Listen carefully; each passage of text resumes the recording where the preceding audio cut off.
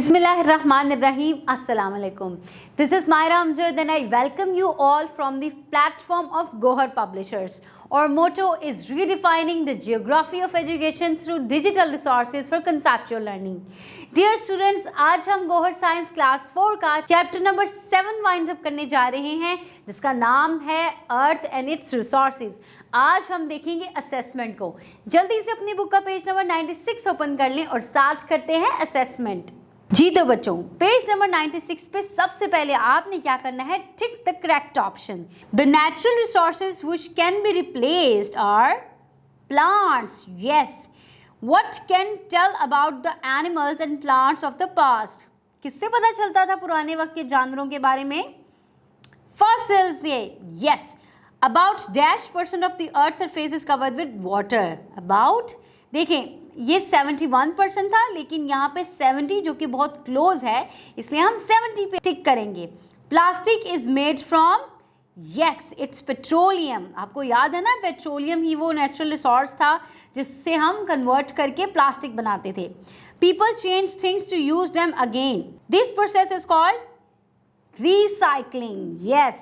चलें अब page number 97 पर चलते हैं। राइट ट्रू और false against a statement.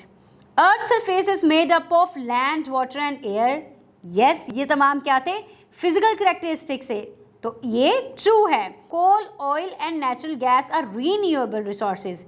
No, आपको याद है ना, ये फॉसिल फ्यूल था और ये नॉन रीन्यूएबल रिसोर्सेज हैं। Okay, now recycling is a good method to conserve natural resources.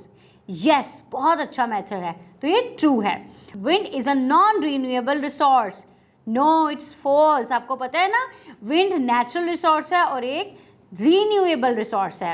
Now apply the concept. Identify the resources used to make this headphone. क्या क्या इस्तेमाल होगा? प्लास्टिक के हेडफोन है, इसके अंदर पेट्रोलियम, ट्रीज और मिनरल्स इस्तेमाल होंगे।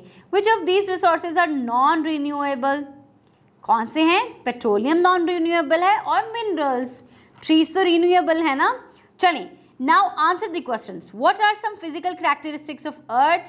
जी, जल्दी से बता दें। It's about land, water and air. How is a river formed? जी, आपको पता है ना रिवर कैसे फॉर्म करते थे, तो बस आपने वही टॉपिक पढ़ना है और इसके आंसर में लिख देना है। Name some of earth natural resources that are used in our everyday life. जी, कौन कौन से रिसोर्सेज हैं जो हम अपनी एवरीडे लाइफ के अंदर इस्तेमाल करते हैं? जी, water, wind, soil, forest, oil, natural gas, minerals, इन सब के बारे में पढ़ा था ना, तो बस आपने यही आंसर में लिख देना है। What are the impacts of human activities on earth natural resources? क्या था?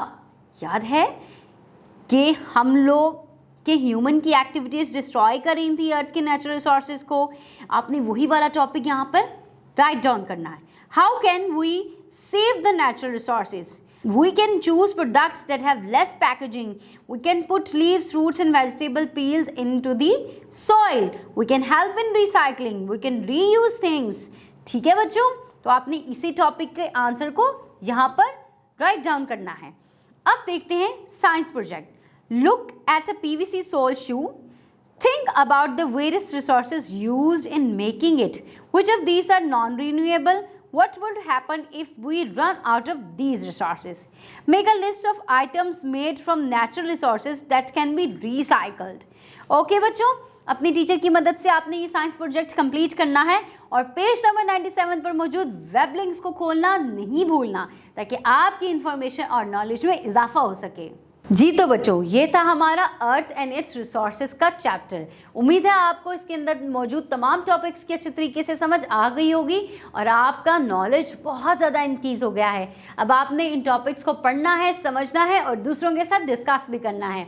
अपना बहुत सारा ख्याल रखिएगा, अपने इर्द गिर्द लोगों का बहुत सारा ख्याल रखिएगा। अल्लाह हाफिज़।